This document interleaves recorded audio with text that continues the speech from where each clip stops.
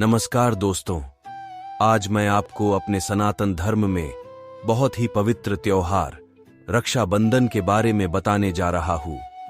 आज मैं आपको बताऊंगा कि हमारे सनातन धर्म में रक्षाबंधन की प्रथा कैसे शुरू हुई और हमारे सनातन धर्म में इसकी क्या मान्यता है।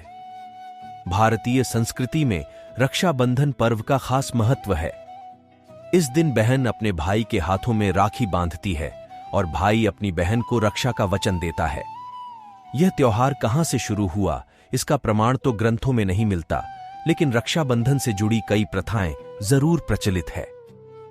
ऐसी ही एक कथा है माता लक्ष्मी और दैत्यराज बलि की, जिसमें मां लक्ष्मी ने भगवान विष्णु को संकट में उभारने के लिए दैत्यराज बलि को राखी बांधी थी। चलिए आपको बताते हैं पूरी कहानी। वामन भगवान ने मांगी दैत्यराज बलि से 3 पग जमीन। स्कंद पुराण के अनुसार स्वर्ग को पाने के लिए दैत्यराज बलि ने घोर तपस्या और यज्ञ किया। भय के कारण राजा अन्य देवताओं के साथ भगवान विष्णु के पास पहुंचे। भगवान विष्णु वामन अवतार धारण कर राजा बलि के पास भिक्षा मांगने पहुंचे। वामन अवतार में होने के कारण दैत्यराज उन्हें पहचान नहीं पाए। जब बलि ने उन्हें भिक्षा मांगने के लिए कहा तो वामन भगवान ने उनसे 3 पग जमीन मांग ली। वामन भगवान ने एक पग में स्वर्ग तो दूसरे में पृथ्वी नाप ली और तीसरा पग रखने की जगह नहीं बची। अब बलि के सामने संकट उत्पन्न हुआ। अगर वह वचन तोड़ता तो अधर्म होता। तभी बलि ने भगवान विष्णु को अपने सिर पर तीसरा पग रखने के लिए कहा। राजा बलि को वरदान देकर संकट में फंस गए थे भगवान विष्णु। वामन भगवान के बलि के सिर पर पैर रखते ही वह सुतल लोक में पहुंच गया।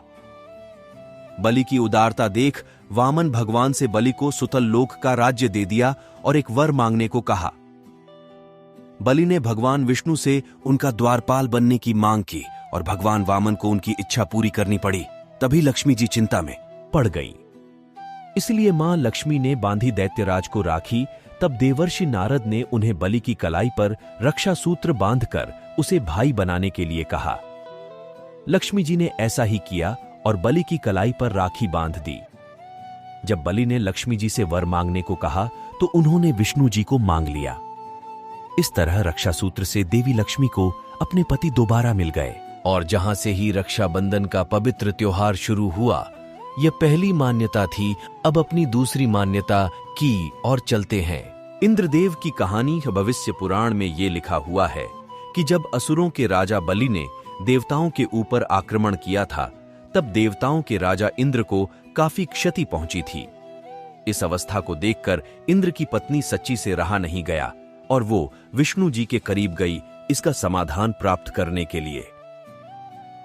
तब प्रभु विष्णु ने एक धागा सच्ची को प्रदान किया और कहा कि वो इस धागे को जाकर अपने पति के कलाई पर बांध दें। और जब उन्होंने ऐसा किया तब इंद्र के हाथों राजा बलि की पराजय हुई।